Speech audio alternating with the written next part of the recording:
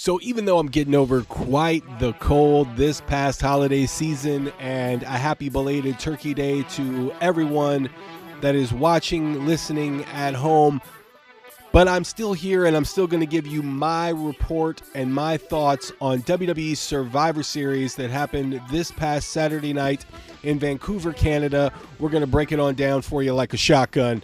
So without further ado, let's get into my thoughts. The show opened with the women's War Games match. It was Rhea Ripley, Naomi, Bayley, Io Sky, and Bianca Belair on one side. On the other side, you had Liv Morgan, Nia Jax, Tiffany Stratton, Candice LeRae, and Raquel.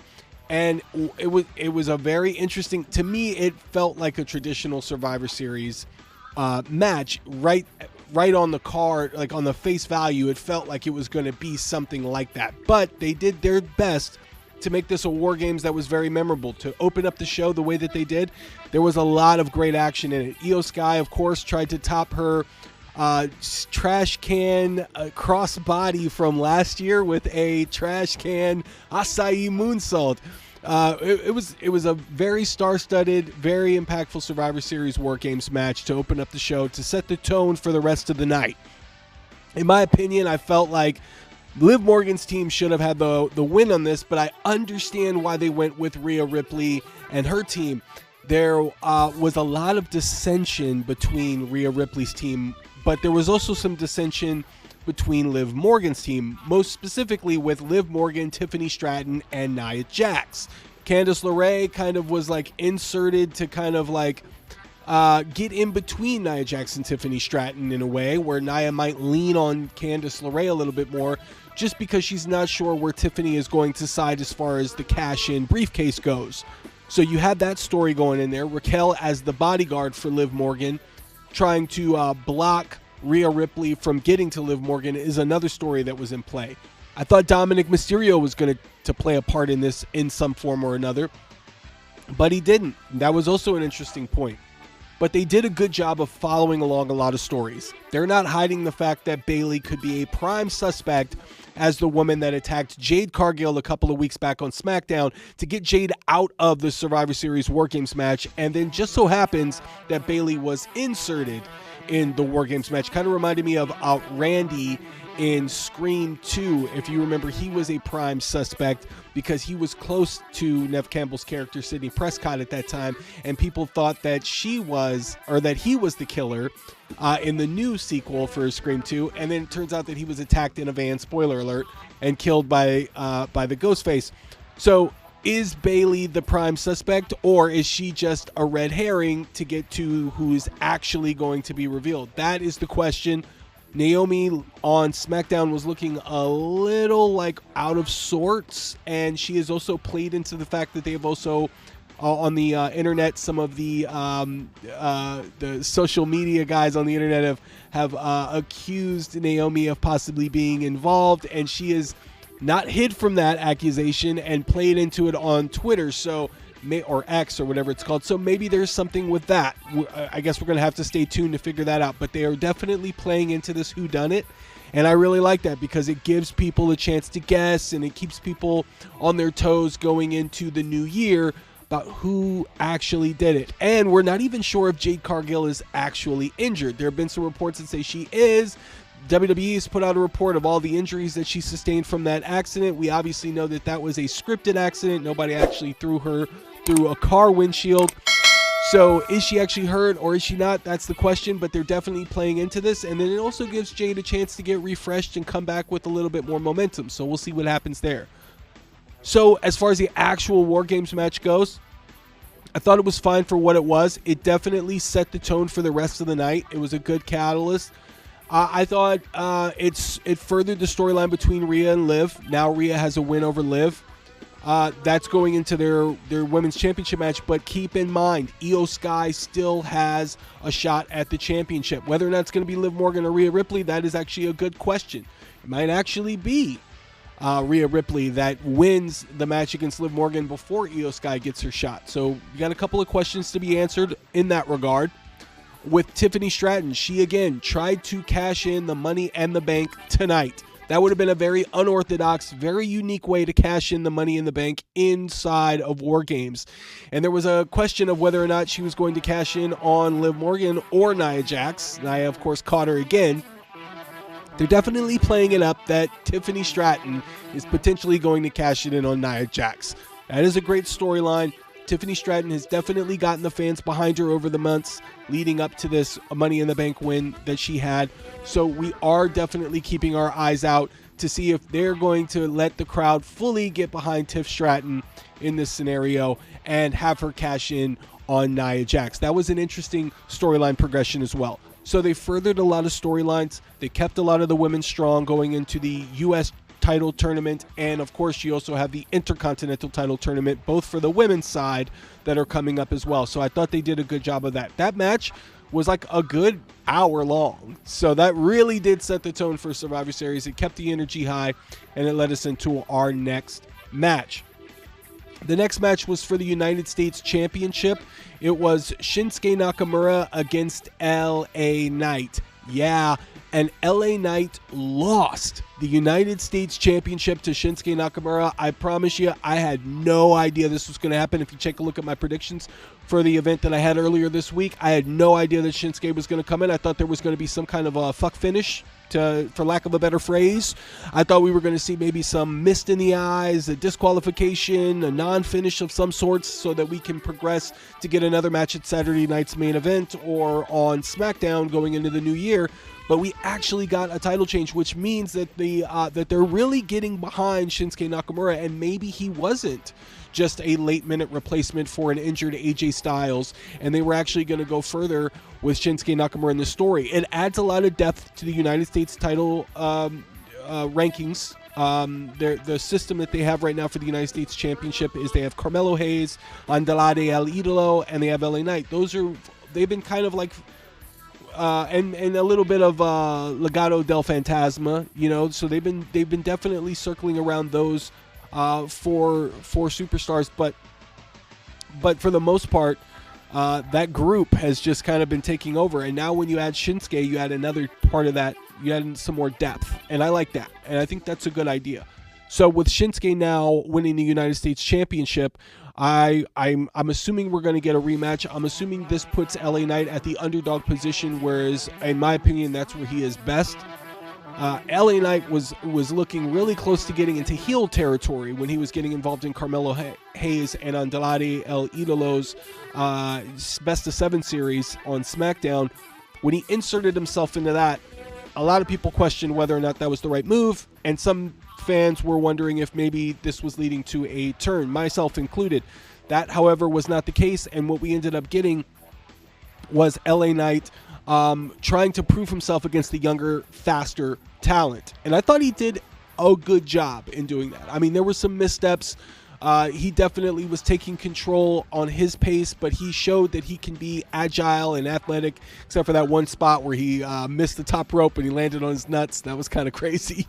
And that was in the triple threat at Bad Blood. But for what he's been doing, I thought he held his own pretty well. And with Shinsuke now on top in this match, I thought this was also a really good match. First time ever meeting on for the WWE of Shinsuke Nakamura and LA Knight, I'm being told, which is also really interesting. And this furthers their program. It gives Shinsuke something to do. It gives LA Knight something to do before he goes into whatever program that he has next for him going into 2025. So very interesting. I thought that we would have seen a longer title reign for LA Knight, but I'm not mad at Shinsuke getting his United States Championship. I think the character has a lot of intrigue. There's a lot of promise behind it.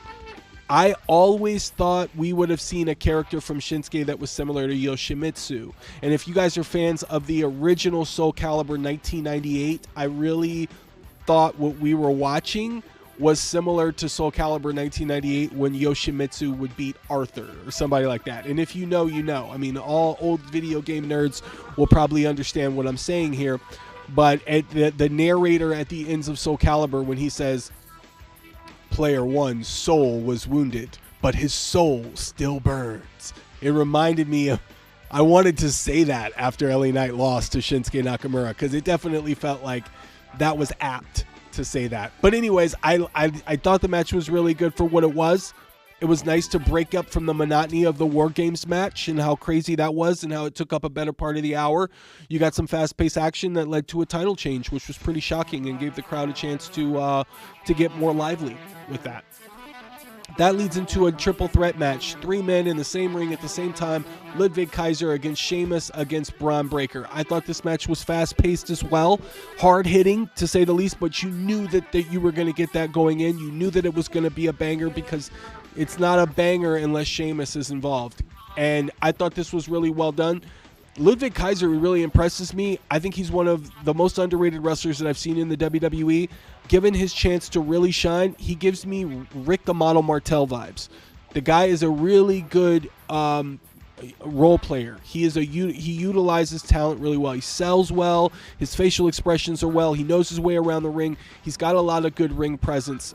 He was a standout for me in this match. I wasn't really familiar with a lot of his action. Long-standing matches, the Raw format is interesting for me, and sometimes I'm in and out of watching the match, but I really got a chance to focus in on that, and Ludwig Kaiser surprised me. He was really good. Of course, Braun Breaker, guy's a superstar. The guy has it. He's ready for whatever the WWE is going to present to him. The guy's got the presence. He's got the attitude. He understands the pacing. The guy can run the ropes like no other. The crowd is really, really behind him. It's only a matter of time before he's at the top of the card. Braun Breaker retains here in this match, goes on to whatever else they have on the other side there for him. I'll be honest with you, Braun Breaker, they need to turn him face, and I cannot wait to see if they pair him with Karrion Kross.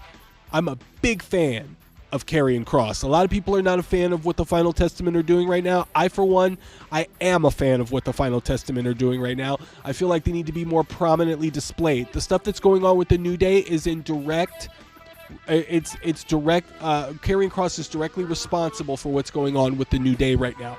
The conflicts between Kofi Kingston and Xavier Woods are in due part to Karrion Kross. Also, what you're seeing with The Miz is because of Karrion Kross. And Miz playing biker Pee Wee Herman from Pee Wee's Big Adventure to the Final Testament is fascinating stuff, and I just can't wait for biker Miz to knock over the bikes like Pee Wee's Big Adventure. If you know, you know. But Karrion Kross against someone like Braun Breaker has a lot of promise. I'm really excited for those two to get in the ring together, and this would be an opportunity to give Karrion Kross more responsibility going into 2025 and get higher up the card, which is well deserved. Now, going after that, you have the WWE World Title match between Gunther and Damian Priest. This match was as well hard-hitting, well-paced. Big fan of both guys. I like Damian Priest. He is a big fan of Scott Hall. I'm a big fan of Scott Hall. I like the way that he works the match. He gives a lot of intensity. He's got a lot to prove, and he definitely knocks it out of the park. And Gunther, I am waiting to see Gunther snap. I think we're getting there, and I like to see the progression of Gunther to eventually snap and become a loose cannon. And not a loose cannon like a Brian Pillman or a Steve Austin, like a Bob Backlund, or like William Regal when he became the Mad King, when he was really, really close to winning the WWE World Championship before he got unceremoniously suspended, when he would sit on the throne and he had the scowl and the mean look, like he snapped. And I'm waiting for Gunther to do that, to actually snap. And I said in previous videos, and I'll say it in this video, I'm waiting for him to use the cross-face chicken wing. He uses that sleeper hold, but maybe to pull the arm back a little bit and wrench on it, I think it would be a lot more vicious, and it would show that he's lost it. And maybe his eyes, you can see, oh, he's lost it. He is not the same man. That would make Gunther more intimidating, more unpredictable, and I think that would be a great change for his character, and I look forward to that. Of course, what we saw tonight is another storyline progression between Priest and Finn Balor, with Finn Balor coming out and interfering in this match again, same that he did for Survivor Series.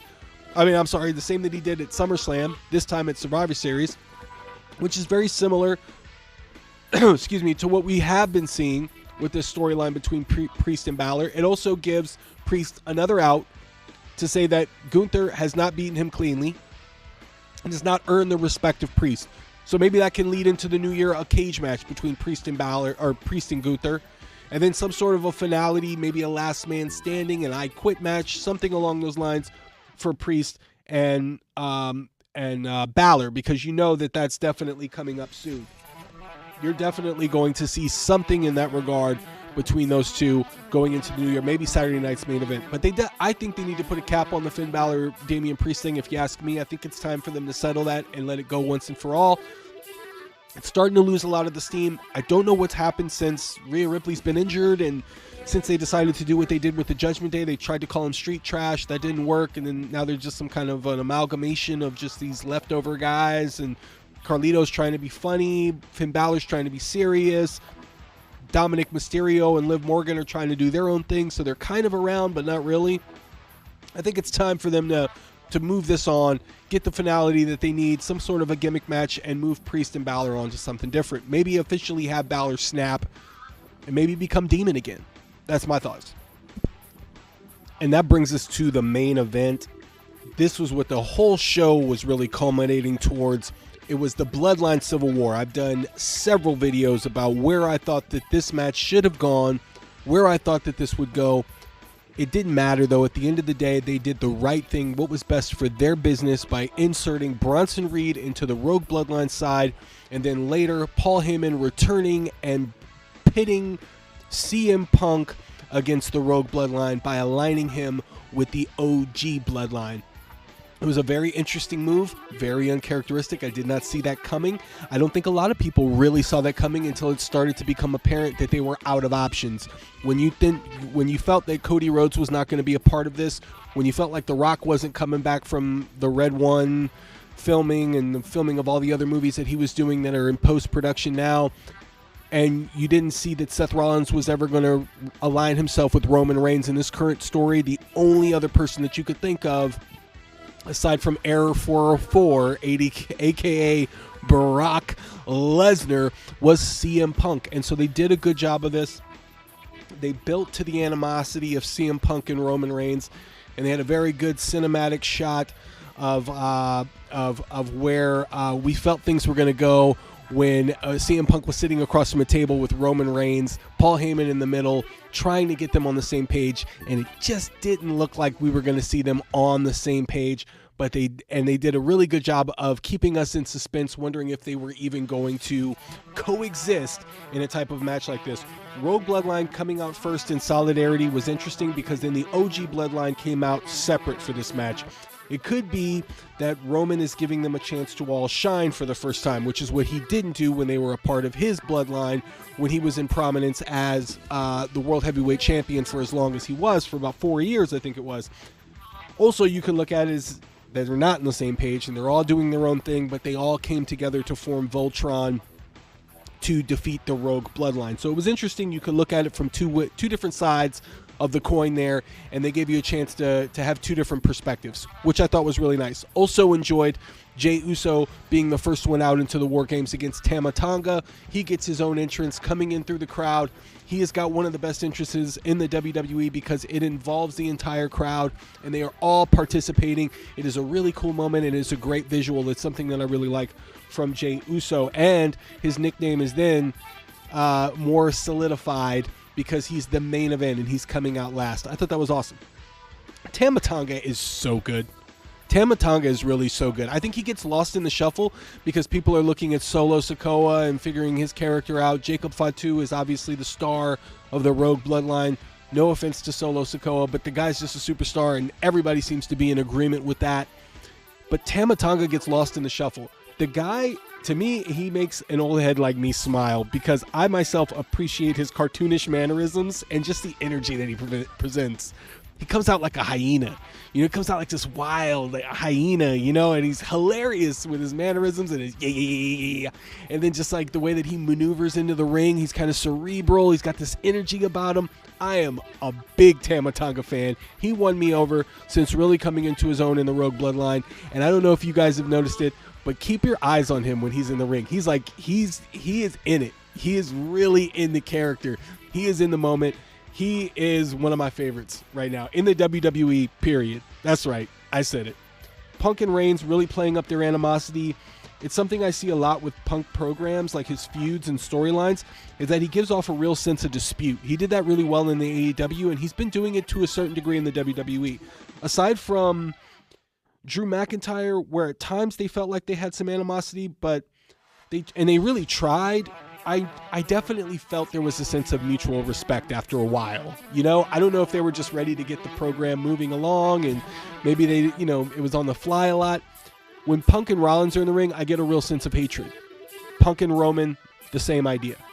And I know that that's accentuated for the idea of what they're presenting, but you feel that. And you don't see that a lot with a lot of other programs in the WWE. I appreciate that. So I thought I'd bring that up. I had forgotten that the WWE wasn't doing the tops on the War Games matches. I think it would be a whole lot cooler if they did. I understand a top on the cage limits them from these big moments, like what Io Sky did earlier and what Bronson Reed ended up doing in this match, where he hit the tsunami off the top of the cage, a move in which he missed, where Punk saved Roman Reigns, which led to the Carl Lewis, Arnold Schwarzenegger throwback where they were, doing the handshake. You son of a bitch! Like, it's a total cool moment, and it was made possible after that big moment where Bronson Reed tsunamied himself through a table. Interesting, there was no Seth Rollins interference, but I understand why they kept him away from this. He wasn't really needed, and you don't want to thread him in with the Rogue Bloodline or the Bloodline period, and you don't want the fans to turn on him at this moment, so he wasn't needed. It was more interesting that The Rock didn't show up at the end there. Don't know what they're planning with that, but I could have sworn the way that they kept showing the OG Bloodline and CM Punk, and they kept the camera on them as the match was over, I could have sworn we were about to see The Rock show up. The tension was there. I was like, oh, he's coming out at any moment, and he's not going to be happy when he sees Roman in the ring with the Usos, and especially with CM Punk, but it never happened. So it's very interesting that he didn't do that. And I can't go with this review without saying Jacob Fatu had the playoff of the decade. He played off a missed sky-twisting moonsault, once again selling his knee, but he botched that move, and he made me believe that he broke his knee. It was an amazing playoff. Guys, take your notes. Professional wrestlers, if you even watch this or listen to this, take notes for what Jacob did. In the moment, he made a good recovery. The crowd didn't chant, "You fucked up, you fucked up." He didn't try and go do it again. He let the moment lie down. Excuse me. He let it go, and the match continued on, and people weren't sure what was really happening. It was a veteran move. I was a big fan of that. As you can see, I'm going to call this review a little short. I'm still recovering from an illness. I'm doing my best to present my thoughts on this event. I thought overall it was a really good show with 5 matches. They had a lot of breathing room. They allowed for the entrances of all the superstars. They gave us a lot of the video packages. I love that they're doing the old Saturday Night's Main Event theme song, and I heard that Jimmy Hart was going to be a part of that. So they did a good job of threading that show and building the anticipation for that show, which is coming up really soon as well with Survivor Series. Overall, WWE is doing a really good job with pay-per-views. They do it in a very different way than AEW and all these other wrestling pay-per-views have done them. They're doing them very different than they've done them for a while, and it's refreshing. And there's a lot of anticipation building, and they're not in a rush for any of their storylines, but they're letting them simmer, and I really like that. It's not getting too overwhelming. It's not getting too tired. They're finding the mixture, and I appreciate them for doing it. Overall, got a lot of excitement going into Monday Night Raw. Like to see where that's going. We're almost at the end of the year, baby. Let's see what the WWE is going to have cooking for 2025. I see a lot of opportunity. I see a lot of anticipation. We'll see what happens. But what do you guys think? What do you guys think of Survivor Series? You guys let me know in the comments. Thumbs up on the way out. Keeps the algorithm going. And as always, stay tuned for more.